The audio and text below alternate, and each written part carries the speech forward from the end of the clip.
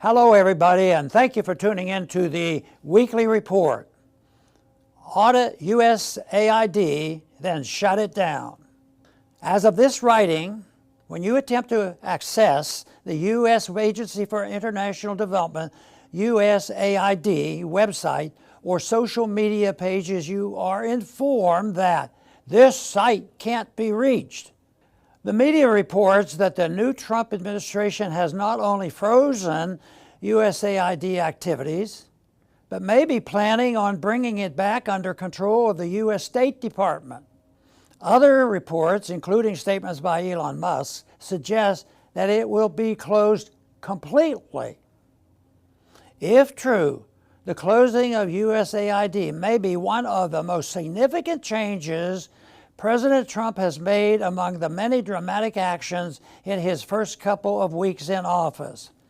Many Americans may still have the idea that USAID is a government agency delivering relief at disaster sites overseas. They may still remember the bags of rice or grain with the USAID logo on them, but that is not USAID. USAID is a key component of the U.S. government's regime change operations worldwide.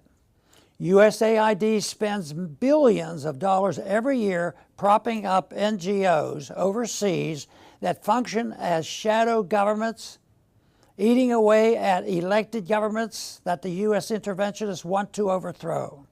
Behind most U.S. foreign policy disasters overseas, you will see the fingerprints of USAID. From Ukraine to Georgia and far beyond, USAID is meddling in the internal affairs of foreign countries, something that would infuriate Americans if it was happening to us. When President Trump ordered a 90-day pause in USAID activities, we quickly learned just how pernicious the agency really is. The U.S. media reported that Ukrainian press outlets were scrambling to keep their doors open when the U.S. dollar stopped flowing. It is reported that 90% of the media outlets are funded by the U.S. government. This means that there is virtually no independent media in Ukraine, only fake news outlets willing to toe the U.S. administration's propaganda line. Does anyone think these wholly U.S.-funded news outlets would ever publish a story that the U.S. government did not want published? This is plainly immoral, but it is also dangerous. Most U.S. mainstream media stories about Ukraine have their origin in the reporting of the local media. From battlefield news to casualties to the state of the Ukrainian military, the news from Ukraine is being written by U.S. government-backed media outlets and then picked up by U.S. and other Western media. It is a closed propaganda loop that not only propagandizes the U.S. citizens but also feeds false information into U.S. government outlets, such as Congress, that rely on mainstream U.S. media reporting for their news on Ukraine. No wonder so many in Washington continue to support this hopeless war. But USAID is not just the business of disinformation.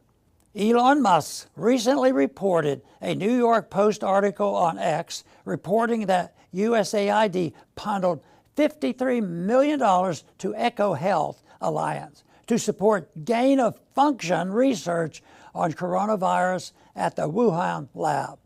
Did USAID help fund COVID? Americans have a right to know. In natural catastrophes overseas, Americans have shown themselves to be extremely generous. Private volunteer assistance organizations can most effectively assist victims of disasters worldwide. USAID needs a full and transparent audit. Americans deserve to know exactly what is being done in their name. Then the agency needs to be shuttered completely and its employees sent home. That would go a long way toward making America great again. Thanks for listening.